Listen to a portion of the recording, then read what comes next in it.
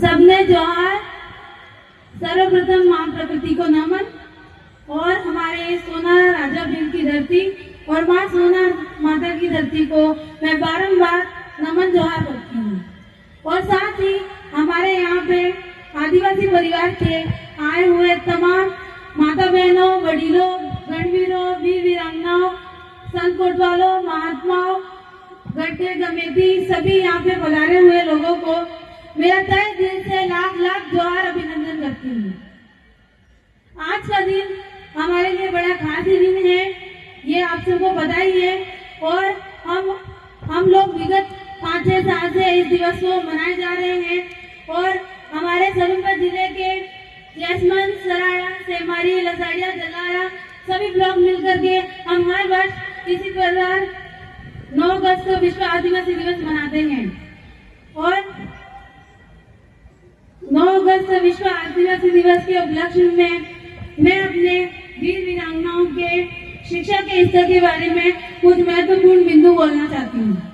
जैसा कि आप सभी ने देखा है कि शिक्षा के स्तर में हमारे इलाके के लोग कम विकसित हो पा रहे हैं, कम पढ़े जा रहे हैं, ज्यादा से ज्यादा फोन का उपयोग हो रहा है, ज्यादा से ज्यादा राइटिंग की जा रही है, फालतू के कामों में ज्यादा ध्यान दिया जा रहा है।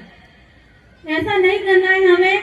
हम सब एक हैं, हमें हमारी संस्कृति को आगे ले जाना है। हम पीछे हैं तो हमें आगे जाना है। और आप सबने देखा ही है कि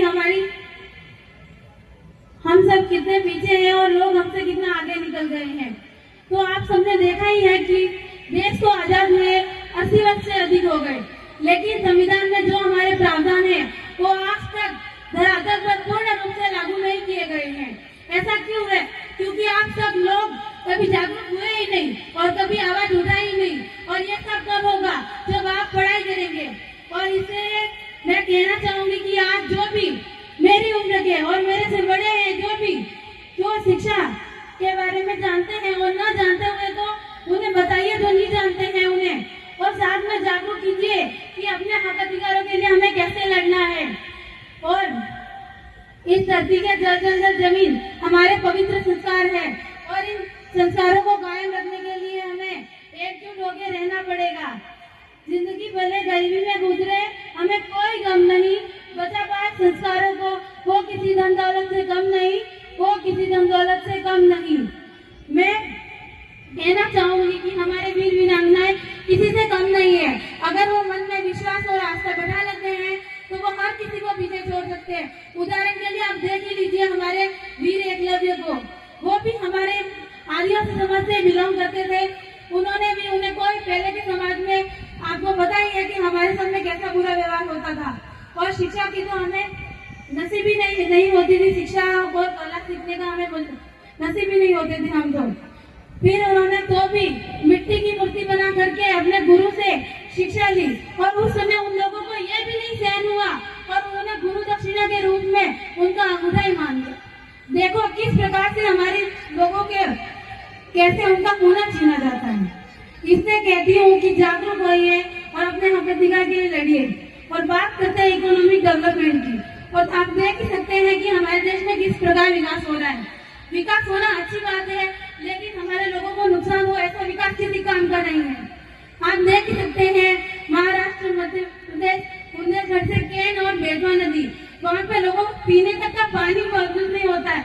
वो लोग बेचारे सो के कितना वो आंदोलन कर रहे हैं, उनका कोई सपोर्ट तक नहीं करता। ऐसा क्या ही काम आएगा विकास हमारा?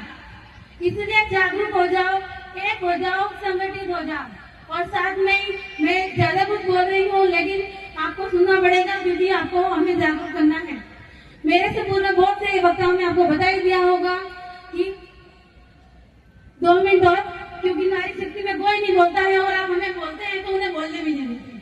2 मिनट और बोलना चाहूंगी। 9 अगस्त विश्व आदिवासी दिवस, इंडिजिनियस पीपल डे, यूएनओ संयुक्त राष्ट्र संघ में 9 अगस्त 1982 में एक बैठक हुई थी, जिसमें हमें 9 अगस्त 1994 से विश्व आदिवासी दिवस मनाने का अधिकार मिला है। लेकिन बड़े दुर्भाग्य की बात है कि हम आप सब 5 या 4 साल से मना रहे हैं। और मैं इस महा उत्सव के इस उपलक्ष्य पर अपनी खुशी जाहिर करना चाहूंगी कि मैं आदिवासी समाज और परिवार से ताल्लुक रखती हूँ। मैं बड़े दिल से गर्व फील करती हूँ कि मैं आदिवासी समाज से ताल्लुक रखती हूँ। और साथ ही अपनी वाणी को विराम देते हुए मैं अंतिम शब्दों में कहना चाहूंगी कि इस कार्यक्रम को आयोजित करने में कर्मठ कार्यकर्ता और जो भी लोग साथ में लगे हुए प्रत्यक्ष और अप्रत्यक्ष रूप से बड़ी संख्या में आप लोग यहाँ पे पधारे और हम एक दूसरे को सपोर्ट करते हुए अपनी इस एकता को बनाए रखेंगे। और साथ ही में अंतिम नारे के साथ हमारे जो बिरसा मुंडा थे उनका एक नारा था कि अगुआ दिसम अगुआ राज। इसका अर्थ है कि हमारा देश हमारा राज, पर आज के समय में ऐसा नहीं है। एक अंतिम नारा बस।